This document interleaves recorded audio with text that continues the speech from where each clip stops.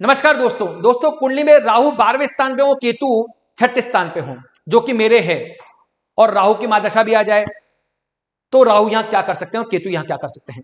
देखो, अपना अपना अनुभव है, ये शोध का विषय है, इसे मैं कभी किसी को चैलेंज नहीं करता। मैं पढ़ता रहता हूं, शोध करता रहता हूं, आपके सामने अपना ज्ञान को साझा करता रहता हूं। कई बार हमको गालियां भी पड़ती हैं, तो पढ़ लीजिए, मैं कभी इनका रिप्लाई नहीं करता। अब ये योग मैं अच्छा नहीं मानता, अष्टम का राहु 12वें का राहु, मैं इस योग को अच्छा नहीं मानता कभी भी। क्यों नहीं मानता? आप राहु की प्रवृत्तियां समझिए, आप एट्रीब्यूट समझिए। राहु एक्सटेंशन है, राहु एक एनर्जी है, राहु एक अलग प्रकार की एनर्जी है। ये 12वां भाव है। ये 12वां भाव किसका है? हॉस्पिटल का है, शयन सुख का है, खर्चों का है, हॉस्पिटल्स का है, साथ में विदेशों का भाव है, ये व्यसन का भाव है। और छठा भाव किसका है? ये रोग, ऋण, चिंता, रिपु, इनका भाव है, और कंपटीशन का भाव है। अगर राहु या किसी कंडीशन में अच्छे हो गए, अच्छी राशि में आ गए, अच्छे नक्षत्र में आ गए, शुभ ग्रहों के साथ में आ गए, शुभ मित्रों के साथ में आ गए, लगन के साथ में अच्छा संयोजन रखते हैं, अच्छा तालमेल रखते हैं, बाकी कुंडली में अच्छा तालमेल रखते हैं, तो यही राहु बहुत अच्छा काम कर सकते हैं। साथ में आपको राहु को कस्टमाइज करना आ जाए, ये राहु आपको विदेशों से लाभ दिलवा देते हैं। विदेश का मतलब ये नहीं होता कि आप न्यूजीलैंड, ऑस्ट्रेलिया में जाओगे। विदेश का मतलब है आप जहां पैदा हुए वहां से जहां भी रेखीय अक्षांश चेंज हो जाए, वहां से आपको लाभ मिलता रहेगा। जैसे मैं जयपुर में रहता हूं, लेकिन पूरे विश्व की कुंडलियां पढ़ता रहता हूं, तो मेरा कहीं ना कहीं विदेश से संपर्क बना हुआ है। एक तो ये चीज व्यक्ति की अद्वितीय आध्यात्मिक दृष्टिकोण बन जाता है, गुण, ज्ञान, रहस्य, तंत्र, साथ में मंत्र, साथ में शोधकर्ता और ज्योतिष में अच्छा कमांड होता है। इसलिए मैं कई बार अपनी जब बातों को लेकर आता हूं तो नैतिक दायित्व से लेकर के आता हूं। तीसरी चीज, यहां जब राहु होता है तो व्यक्ति रात्रि में ज्यादा काम होता है, रात्रि में ज्यादा चिंतन करता रहता है, इसलिए यहां पर व्यक्ति रात को ज्यादा एक्टिव होता है। इसलिए कई बार कहते हैं ना कि राहु जब जिसकी महादशा में आ जाए उसको नींद नहीं आती, तो ऐसा भी कुछ होता है।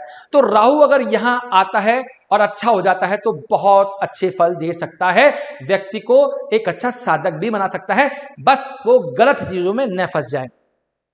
अगर दोस्तों राहु किसी भी कंडीशन में यहां खराब हो गया है ना, तो कोर्ट कचहरी के खर्चे, हॉस्पिटल के खर्चे, नींद नहीं आने की प्रॉब्लम, रात आदमी काम करता रहा, उसकी मेहनत किसी को दिखती नहीं है, रिकॉग्निशन की प्रॉब्लम, गुप्त बीमारियों की प्रॉब्लम, समझ नहीं आता क्या चल रहा होता है जीवन के अंदर, समस्याएं हैं। मेरे जीवन में भी राहु चल रहे हैं तो मेरे जीवन में हॉस्पिटल के रोग ज्यादा आते हैं, हॉस्पिटल की समस्या ज्यादा आती हैं, पर चूंकि कस्टमाइज कर रखा है तो वो बहुत बड़ी बड़ी चीजें छोटी चीजों में निकल जाती है। पर रिकॉग्निशन मुझे मिला है, मुझे इसी महादशा में पैसा भी मिला है, और ज्ञान मिला है, व्यापक ज्ञान मिला है, और सम्मान मिला है।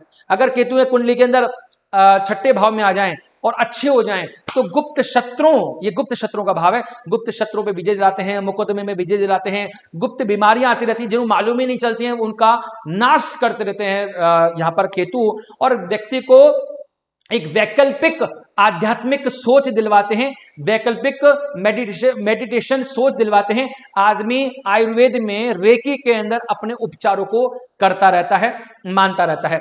और केतु यहां अगर अच्छा आ जाए तो व्यक्ति कर्मठ होता है, संयमी होता है। लेकिन अगर केतु यहां किसी भी कंडीशन में दोस्तों खराब हो जाए और इनको मित्र का दृष्टि ना मिले, मित्र का वो नहीं मिले, तो यहीं ये केतु व्यक्ति को व्यर्थ की चिंता में डालते हैं।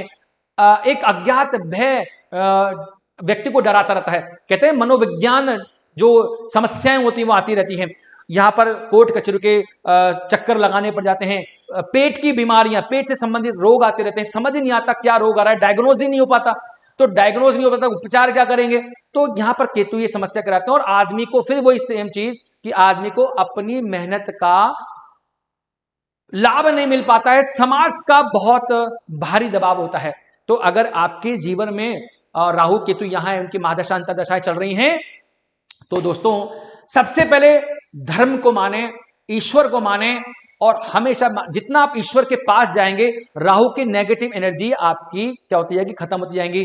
आप हॉस्पिटल के जरूरतमंदों की सेवा कर सकते हैं, काले कुत्ते को रोटी खिलाएं, दूध पिलाएं, मतलब जितने भी मूक बधिर जानवर हैं, मूक जानवर, जितने भी मूक जानवर हैं, उनकी सेवाएं करेंगे, पक्षियों को अनाज देंगे, प्रभु की चिंतन करेंगे, प्रभु को साधेंगे, तो राहु की नेगेटिव एनर्जीज कम होती जाएंगी, केतु की नेगेटिव एनर्जी कम होती जाएगी। ये मेरा अनुभव है। अगर आपको फिट बैठता है तो जरूर कमेंट में बताएं, मैं इसका जवाब देने की कोशिश करूंगा।